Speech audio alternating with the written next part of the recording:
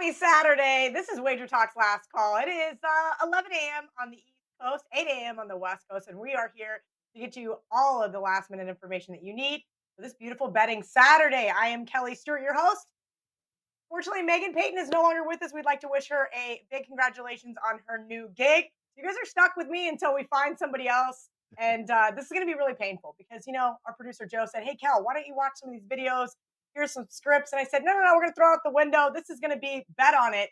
But even crazier, we've got four guys today in the lineup. Starting off with Andrew McInnis. We've got Ralph Michaels, Teddy Covers, and bat and cleanup mid-major Matt. We are going to hit baseball, hockey, and NBA today. So we have you guys covered. Make sure you guys jump in the comment section if you have a question for our handicapper. Andrew McInnis, welcome to the show. Did you have a rough night last night, buddy? I didn't, but it looks like I did. I don't know if anyone can tell. I literally have like Kleenex up my nose. Looks like I got punched. Anyone that watches Puck Time will know about that. But the show must go on. As they said in Wolf of Wall Street, I'm not leaving. I'm right here, ready to give out some picks, and I'm pumped. The Stanley Cup Finals start today, so good to see you, Kelly. Always good to see you. I just assumed when you told me you were putting together a wine rack yesterday, you were also partaking. But I'm glad. I'm glad you're all as well in your world, in the northern part of the world. That is. I'm excited to break down some hockey with you. We've got Florida Panthers game one versus, I won't call them mine, but my adopted team, the Las Vegas Golden Knights. This is going to be an interesting one because I talked to Carmine about this the other day. I actually did a show called Last Call on CNBC, and the guy wanted to talk about hockey. I said, I haven't talked about hockey all year. Let me call Carm. And then we started breaking down some stuff, and I said, wait a minute. This is kind of a weird thing here. You've got a 8 seed, which is certainly unprecedented, but were they really an 8 seed? I think Bobrovsky has earned all of his contract money for Florida. On the flip side, Golden Knights are finally giving Vegas kind of a glimpse of what they saw that inaugural season. Break down this game one for me. Yeah, Kelly, I love that you said that about Bobrovsky earning his money. It's a really great segue because, a lot of these highest paid forwards in the NHL haven't even sniffed an NHL finals recently over the past several years. The guys that get paid all the money in the goaltending position, those have been the guys in the Stanley Cup. Andre Vasilevsky, Carey Price, and now Bobrovsky, of course, he makes $10.5 million a year. And that's high for the NHL, of course. And, he's earning it. Here he is right now in the Stanley Cup Finals. And first of all, actually, Kelly, I got to congratulate you because you sounded amazing on that show. I did watch it, and Carmine sent it to me. So congrats to you on that. I did wish you get to talk hockey, though. I didn't even get to hear you talking hockey. They went too long on your segment. I got to just hear NBA. But look, for everybody out there that's looking to bet this series, one thing I wanted to mention was that Florida Panthers, you have to stop thinking of them as an 8 seed. The playoffs are well underway. We're in the Stanley Cup Finals now. Throw the 8 seed concept out the window? They beat the best team ever assembled, according to the team that has the most wins ever, the Boston Bruins. They beat the Toronto Maple Leafs, and then they go ahead and sweep the Carolina Hurricanes, who had the second best record in the entire league. So if that doesn't make people change their minds about this team, I'm not sure what really will. But the Vegas Golden Knights have looked rock solid as well. They're looking very deep. Their defensive core is playing very well. And Kelly, we talk about goaltending. This is their fifth goaltender this year, Aiden Hill, and he stepped up after an injury and is playing really well as well. Here's what I'll say, though, about game one. East versus West. These teams don't know a lot about each other. Obviously, you can watch film, you can look at the iPads and do all that, but they do not play each other that much during the regular season. So obviously there's a big break for the Florida Panthers, especially because they did get a sweep in the conference finals. So you always wonder, the rest or rust, how will they be affected by that rest that they had? Vegas, they're a team that's just stacked with forwards, but when they play at home, Kelly, they always get off to a really fast start. In the series between Vegas and Dallas, the first period over was 5-1. And that's where I'm looking here in this game. And the crazy part is it was 1-4 to the under full game. Or the full game went under, 4 times out of 5. So it's very interesting how that first period over went crazy, but then you would see the game slow down. Usually during the regular season, the second period is the highest scoring period. In the playoffs right now, the second period seems to be the lowest scoring, where things settle down and calm down a bit. So I'm expecting in Vegas tonight to see a very action-packed, highlight reel worthy first period with plenty of goals, and then the game to slow down a bit after that. So between Florida and their star players and Vegas and how they come out at home, and we're getting minus 120 on this. Over 1.5 goals in the first period is my play here.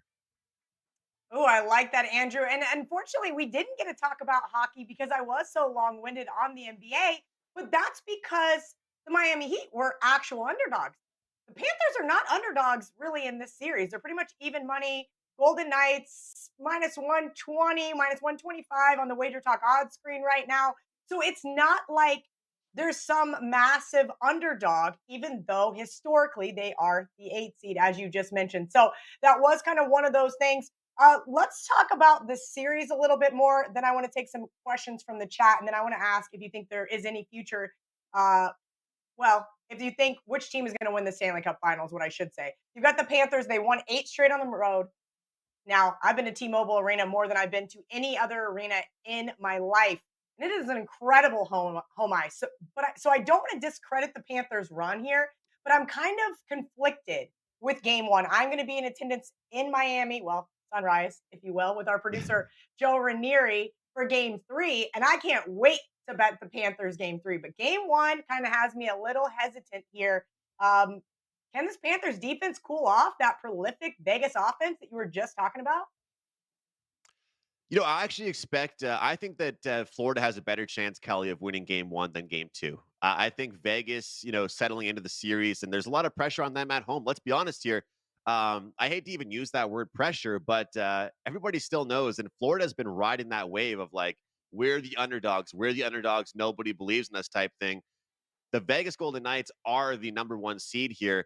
I think that in the NHL, game ones are often the time where you see the underdog get the job done, and then game two at home with the favorite, you see a big response. Although you probably won't see a very friendly price in game two, but I'm kind of hoping Florida wins game one so I can dive right back in and take the Vegas Golden Knights in game two here.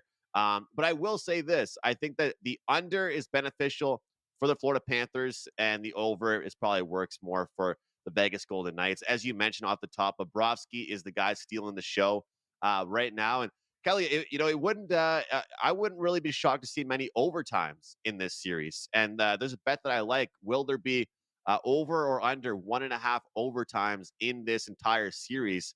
That pays plus 145. I like that one quite a bit. All right, question from the chat. Sorry, I just took a drink of coffee when I was not on air. The Conn Smythe trophy was asked by Vegas DGen. Marchessault, wow, he has had an incredible year, almost 300 shots on goal. He has just been a force to reckon with. Do you think he's going to hoist this trophy?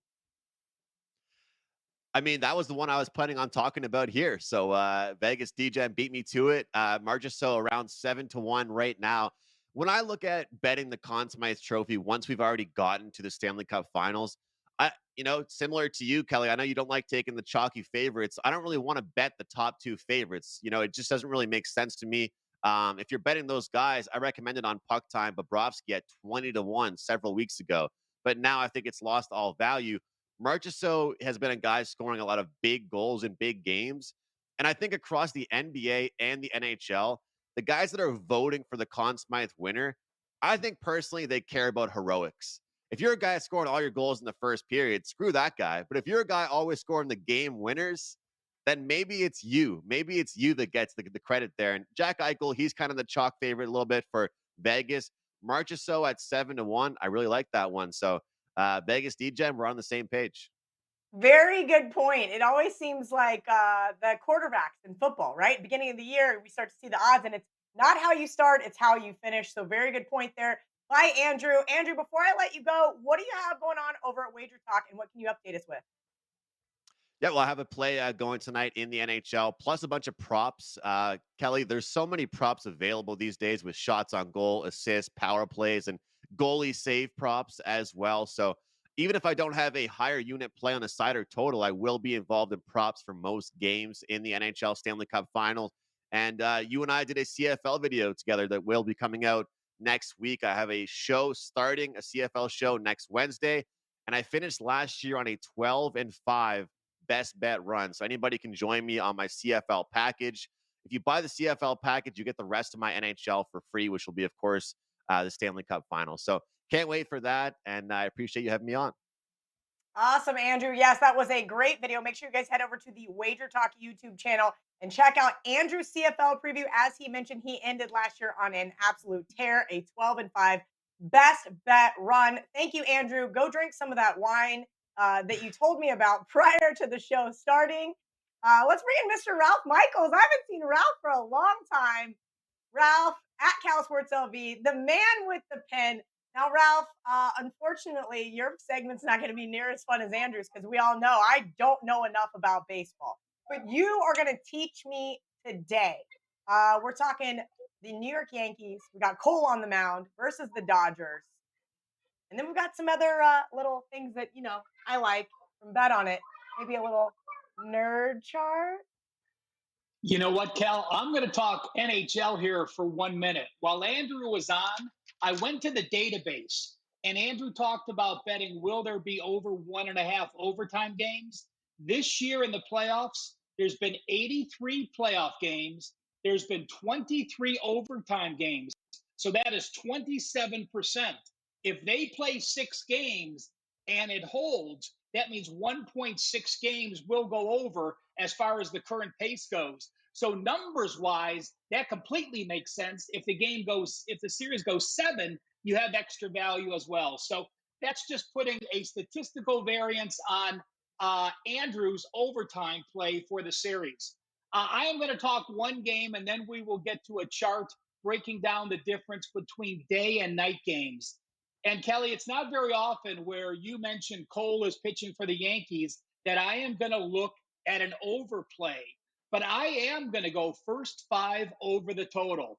Now, I'll tell you what, Cole is from UCLA. He has not pitched at Dodger Stadium being with the Yankees. I could see him completely coming out and pitching well. But current form doesn't dictate that.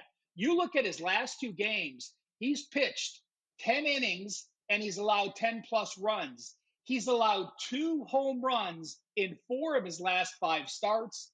And very un-Cole-like, he's allowed 6 walks in his last 2 games. So there has been a bit of struggle with walks and home runs. So I'm not expecting that to get turned around. You also look at the Yankees. Well, what did they get back?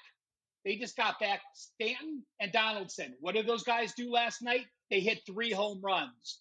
What have the Dodgers done bat-wise? They are the hottest team in baseball over the last 10 days. They are hitting over 300 as a team, and they've had 9 or more hits in 9 of the last 10 games. The one game they didn't reach 9 hits, they still had 6 runs scored. I look at the situation. You look at Grove is going for the Dodgers. He's a rookie. Now he's going against the Yankees. He's been on the injured list since April 21st. I expect him to struggle as well. In one of his games, he gave up 12 hits and 3 2/3 runs at Arizona. So add it up, over 5, first 5 innings, Dodgers and Yankees.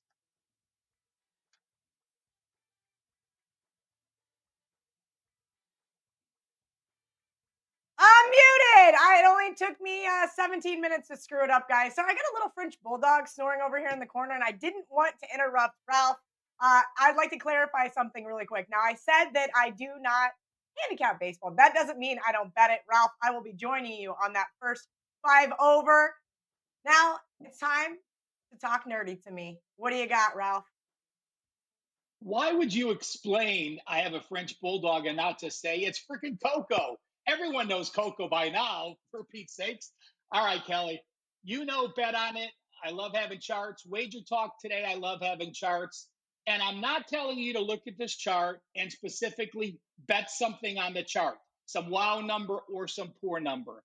But it's just a different way to look at records. And I don't always look at away, day, night games, righties, lefties, but it should help your play become stronger or perhaps keep you off of play.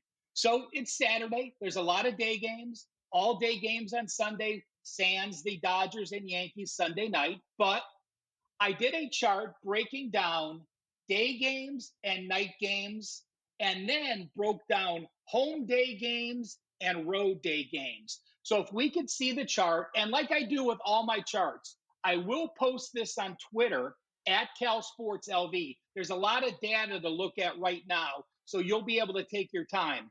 On the left-hand side of the teams are the night records and their profits.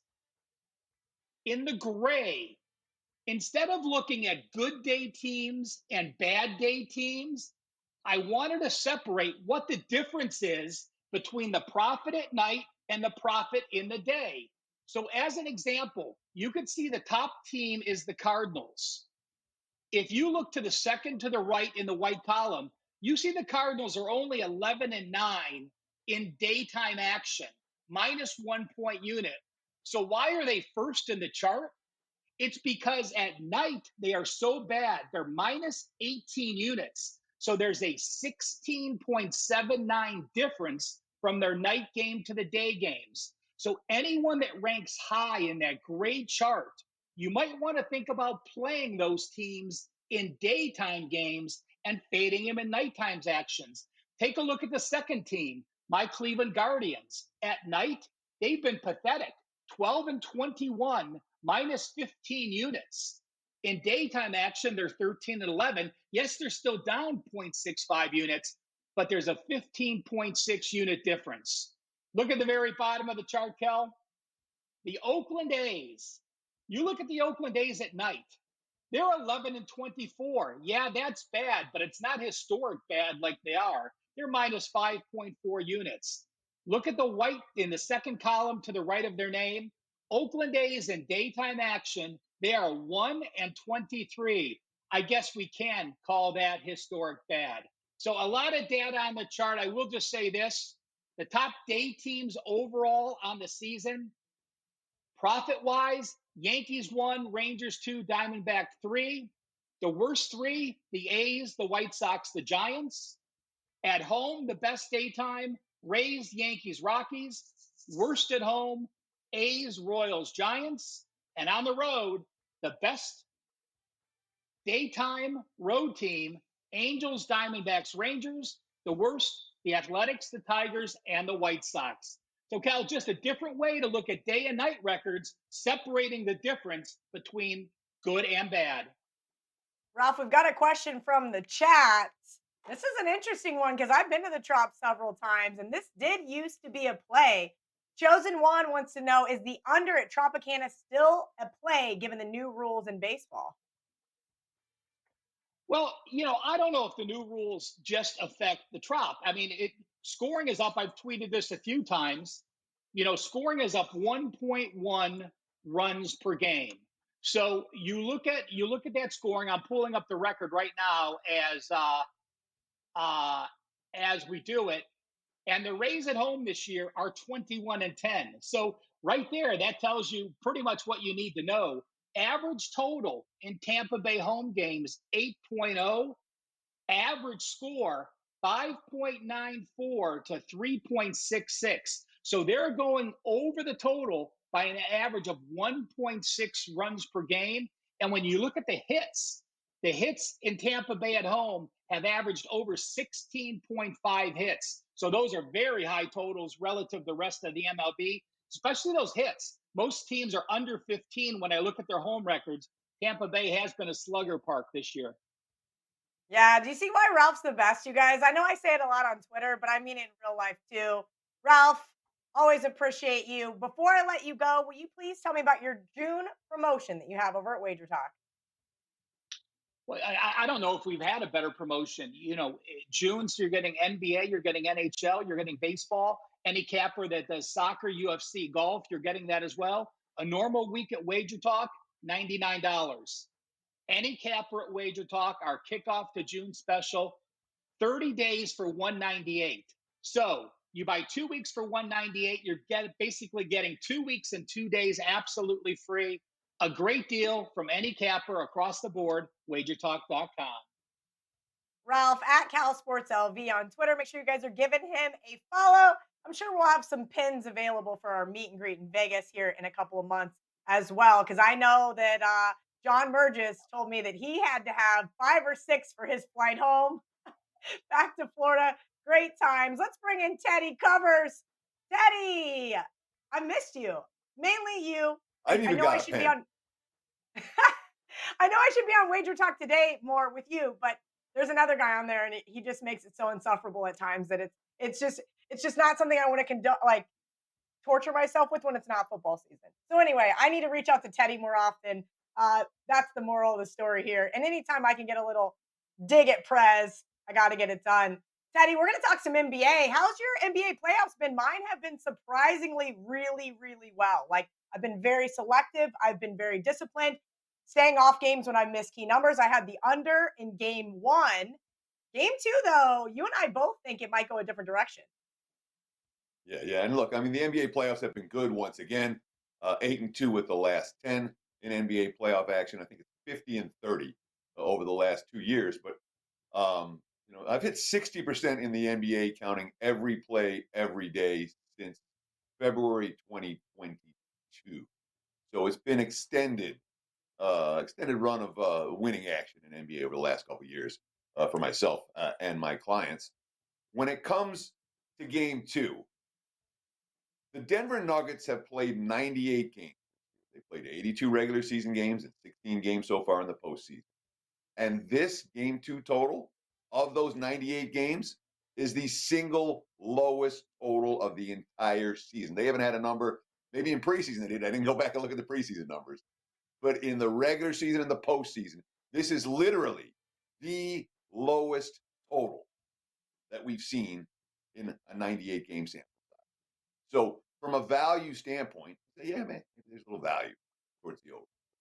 Then we look at what happened in game 1. In game 1, we saw a ton of outliers. Neither team shot well from 3 points. Both teams shot well from 3 points throughout the entire course of the series. The Miami Heat set a NBA playoff record low with 2 free throw attempts the entire game. All their postseason comments, we got to be more aggressive. Nothing correlates more with totals than free throw attempts. I would expect more free throw attempts this time around than we saw in game number 1. So we expect better shooting. We expect more points when the shot clock is off.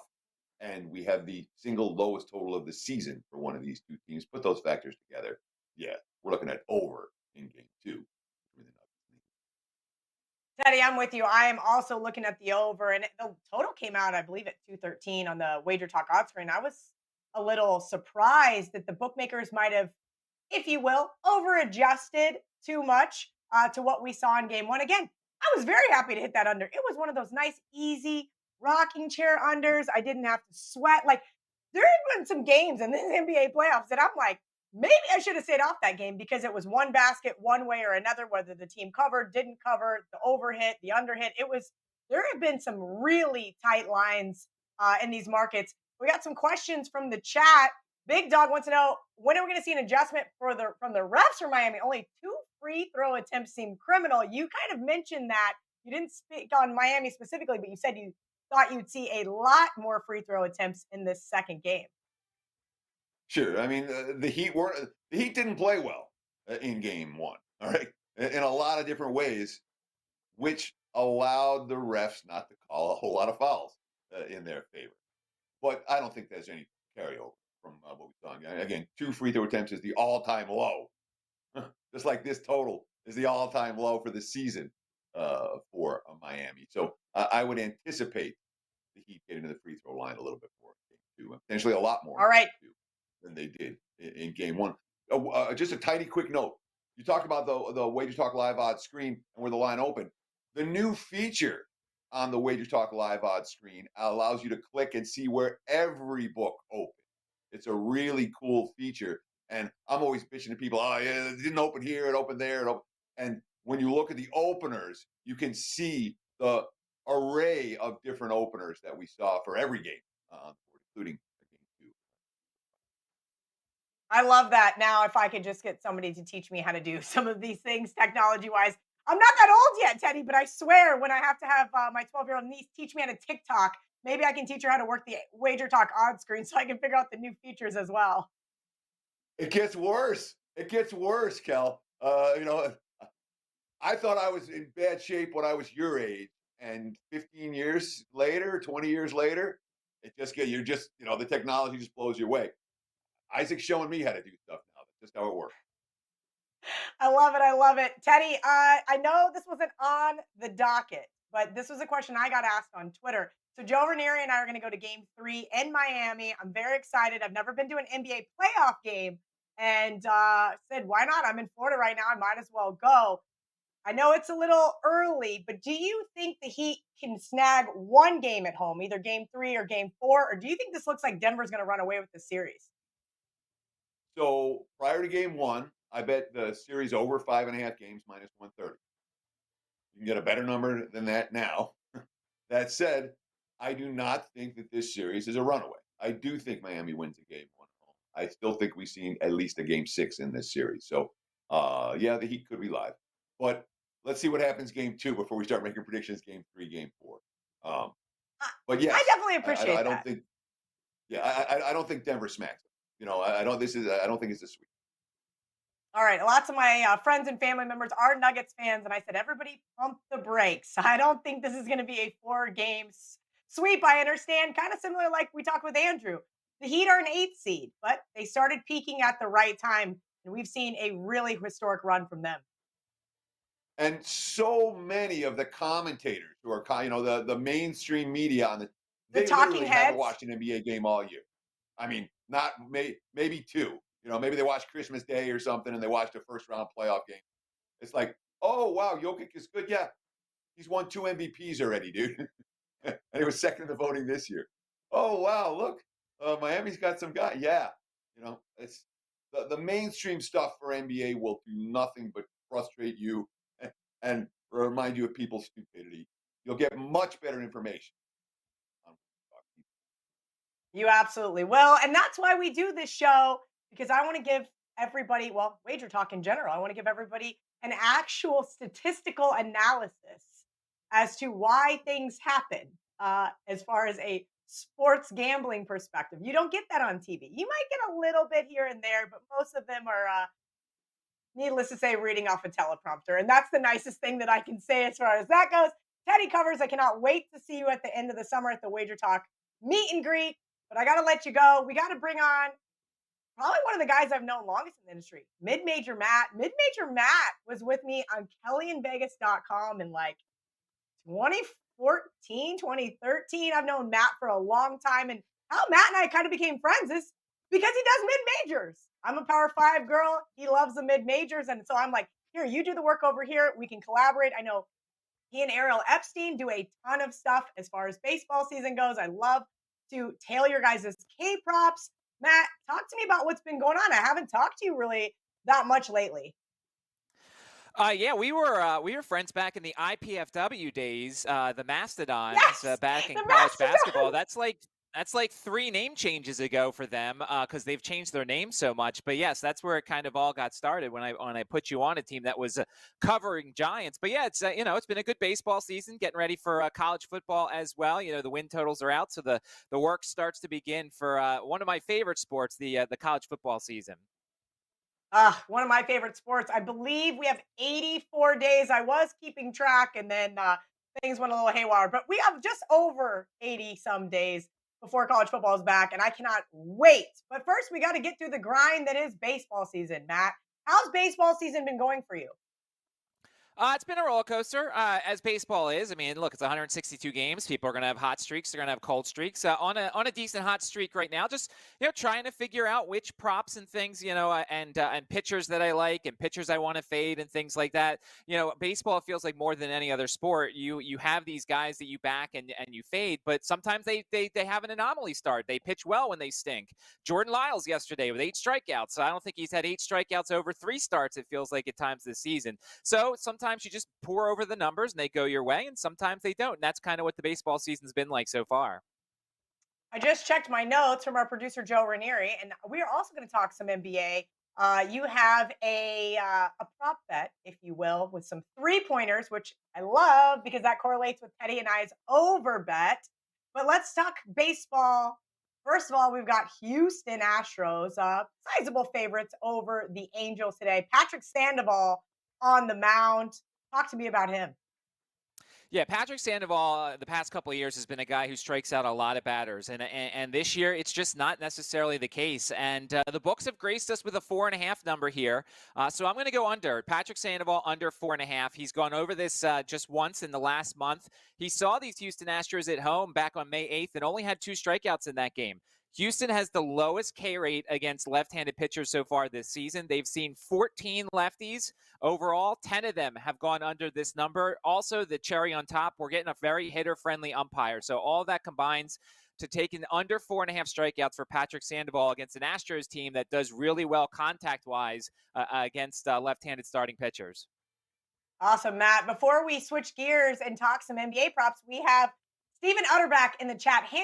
How do you handle NBA doubleheaders? Do you bet first game or second, first 5 of the first game, first 5 of the second, or just stay away from both or total? Thanks. Well, it's funny because you mentioned Ariel. We both have the same rule. I stay completely away from doubleheaders. There's just too many variables to go. And I've seen some people bet game 2 before game 1 even happens. That's the one rule I'll definitely say. Never bet a game 2, even if a pitching matchup goes your way, because you don't know how the bullpens are going to go. You don't know who's going to be in the lineup. Doubleheaders, there's just so many weird things that happen. This was already a scheduled doubleheader as well today between the Rays and the Red Sox, which makes it even weirder. They're also going to play on Monday now because of yesterday's rain out. I just completely stay away from doubleheaders. There's too many things I can't control. You don't know if the umpires want to get through game 1 just to get to game 2. So for me personally, I stay completely away from Major League Baseball doubleheaders. All right, good note there for when I am tailing some of the other Wager Talk handicappers on their baseball plays. Maybe sometimes it's just easier to stay away. Don't forget, guys, I put out a TikTok the other day talking about discipline. You know who one of the most disciplined guys is? Mid-Major Matt. Maybe a little too disciplined for me, but he is, and I appreciate it. Mid-Major Matt, let's shift some gears here. We are talking NBA, and this makes me very happy. We've got Denver, Miami tomorrow night, and you have did you parlay them together, or is it separate props here? No, there's one sports book that offers this bet exactly, and I think it's a really good one because I think that these two guys are going to play well. And look, I'm not necessarily the NBA expert of a Teddy or some of these other people, but I do like to play the player props. I watched game 1. My prop here is Max Strus and Michael Porter Jr. combined to go over 4.5 threes. And the number one reason why is, as Teddy said, they both can't shoot as badly as they did. Max Strus went 0 of 10, 0 of 9 from three-pointers, with a lot of them being open threes and some of them in rhythm. And then Michael Porter Jr., the last couple of games, has given us double-digit attempts from three-point land. I just expect more flow to this game on Sunday. I expect Max to make some of those open threes. I expect Michael Porter to make some of his threes. And so the biggest thing that's going to be into the prop bet that I like here is opportunities.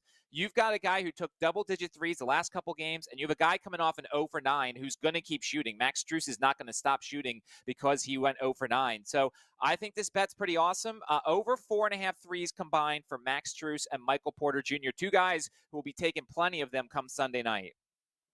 Now, I'm contractually obligated to the Barstool Sportsbook, so I will give them a shout out. And hopefully I don't get in trouble for this one. But you can find Matt's prop bet over at the DraftKings Sportsbook. Both of those guys, Michael Porter Jr. and Max Strus, over 4.5 threes. They are you just go on, Matt. I'm guessing they're just parlayed together. Is there any juice attached?